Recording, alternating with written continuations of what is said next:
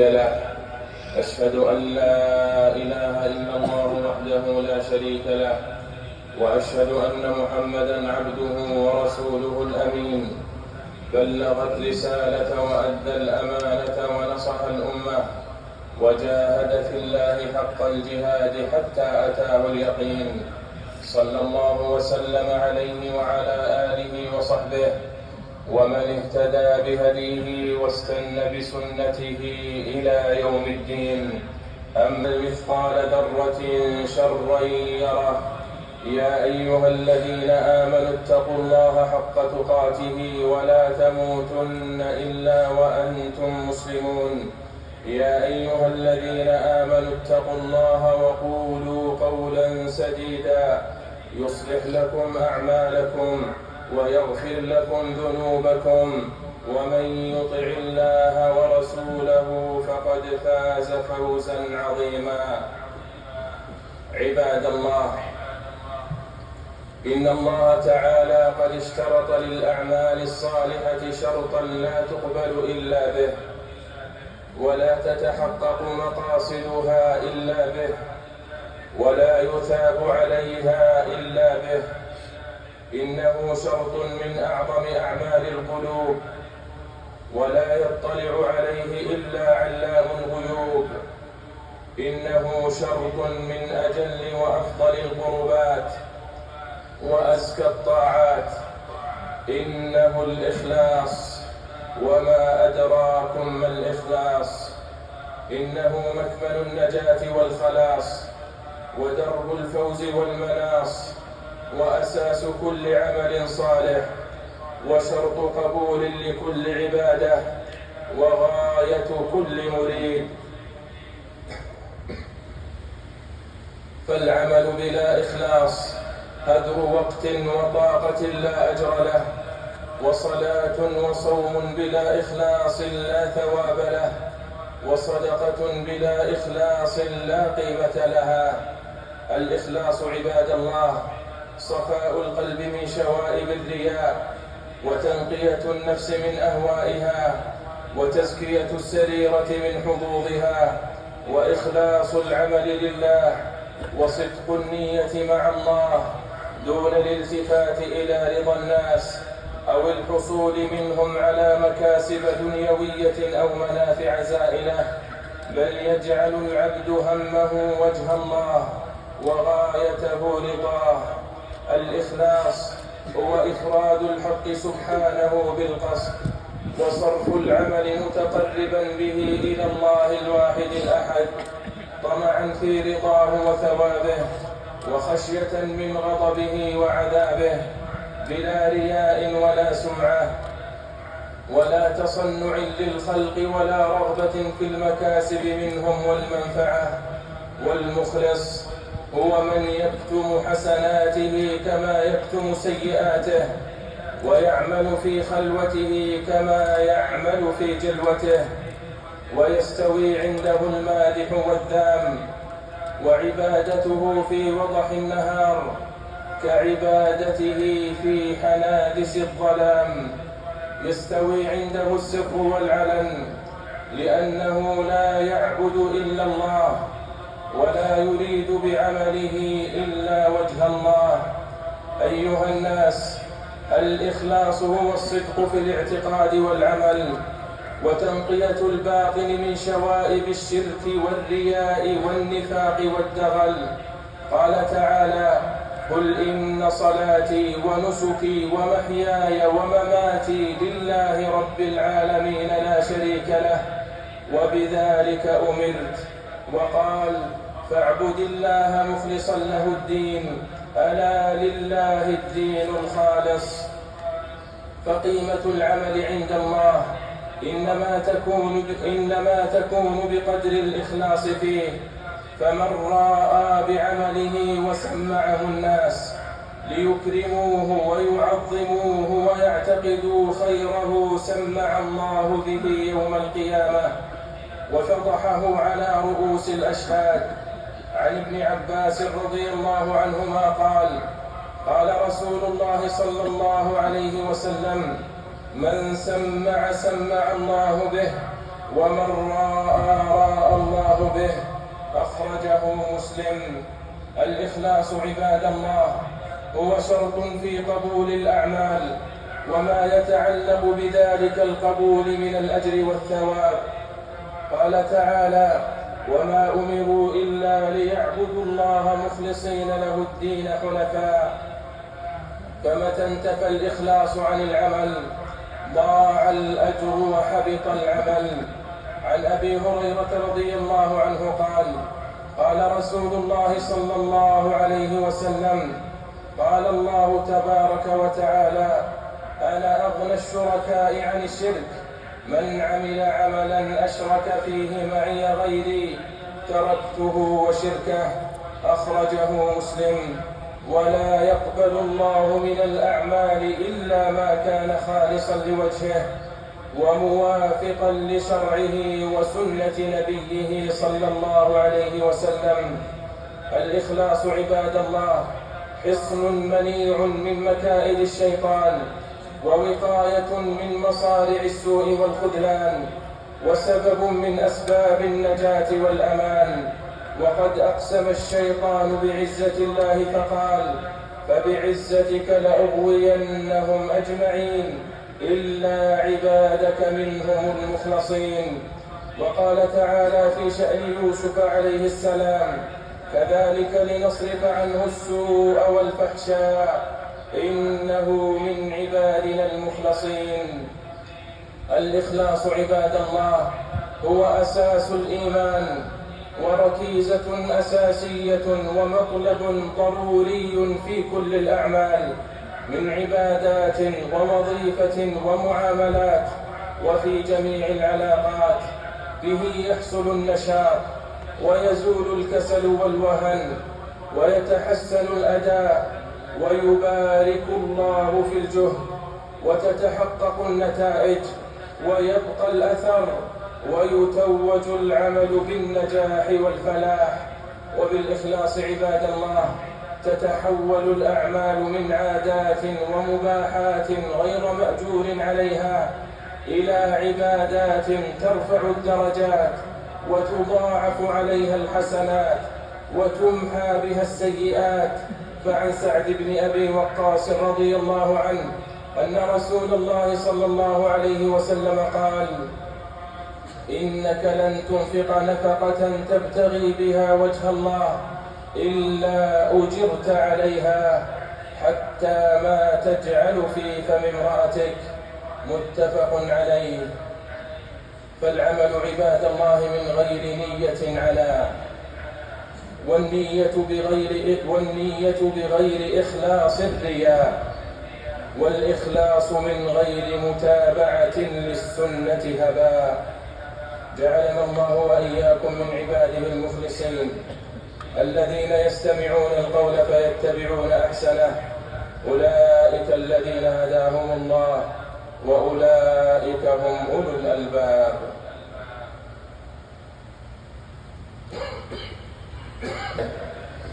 والشكر له على توفيقه وامتنانه، والصلاة والسلام على نبينا محمد وعلى آله وأصحابه وأتباعه وأعوانه.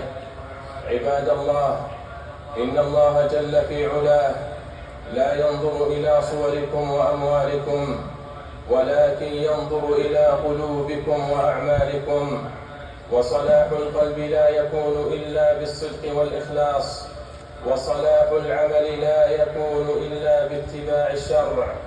والقلب ملك الأعضاء وسيد الجوارح، فإن صلح صلحت كلها وإن فسد فسدت كلها.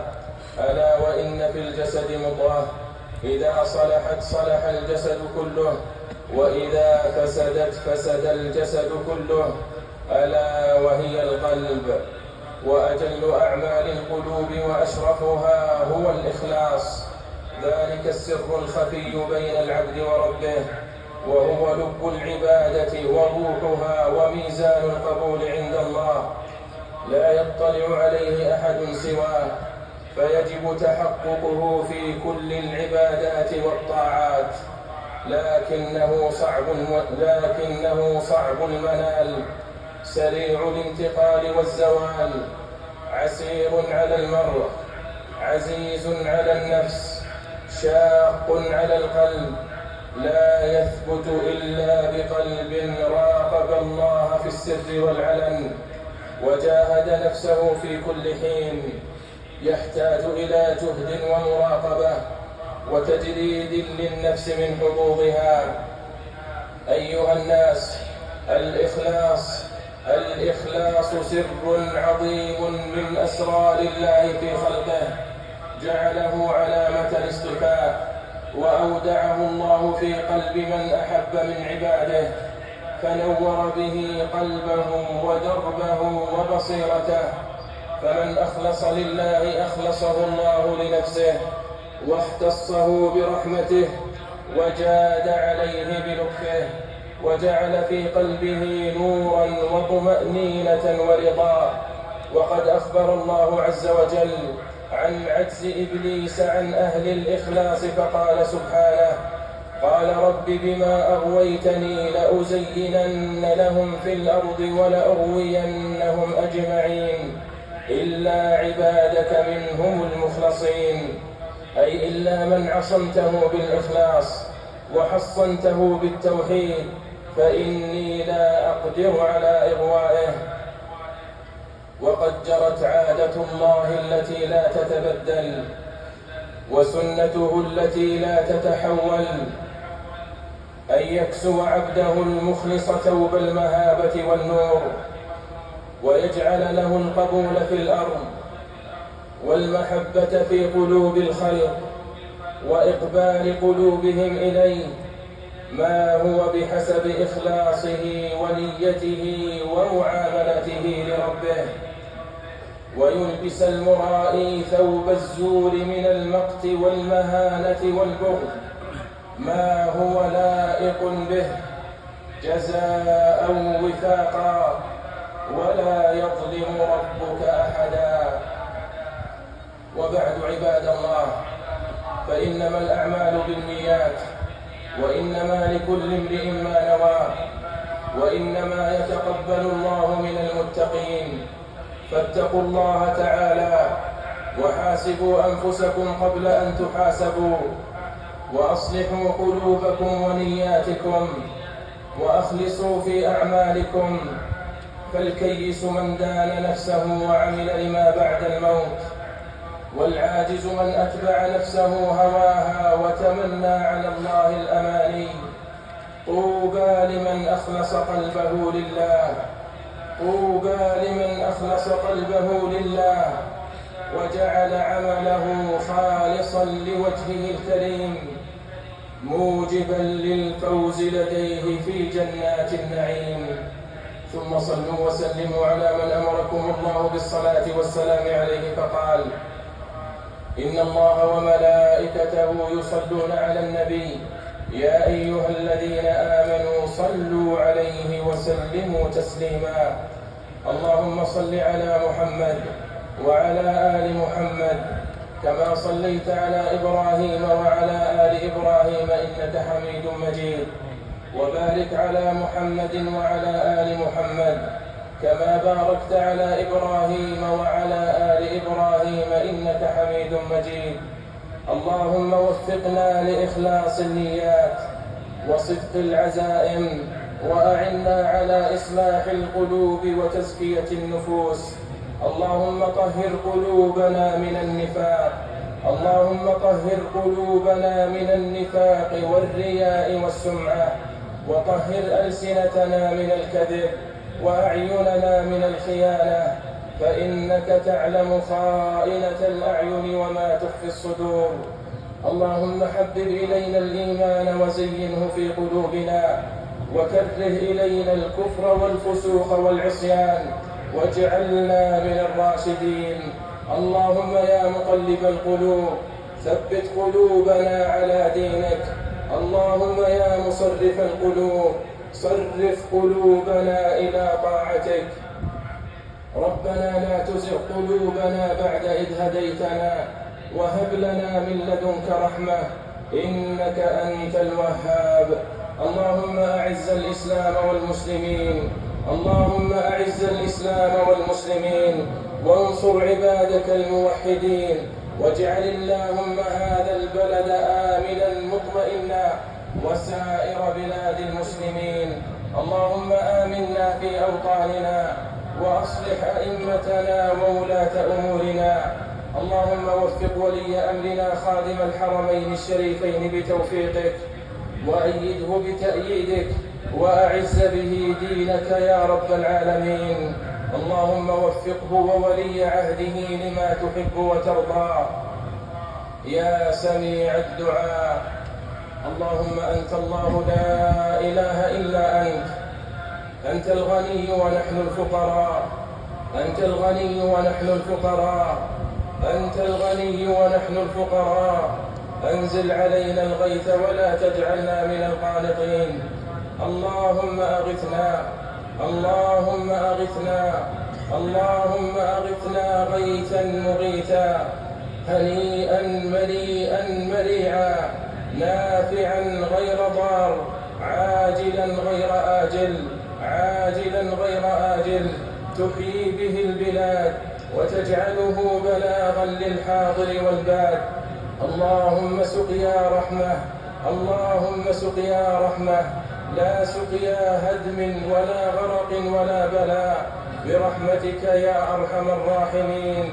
اللهم أنبت لنا الزرع وأدر لنا الضرع، واسقنا من بركاتك يا أكرم الأكرمين، يا أكرم الأكرمين، يا أرحم الراحمين.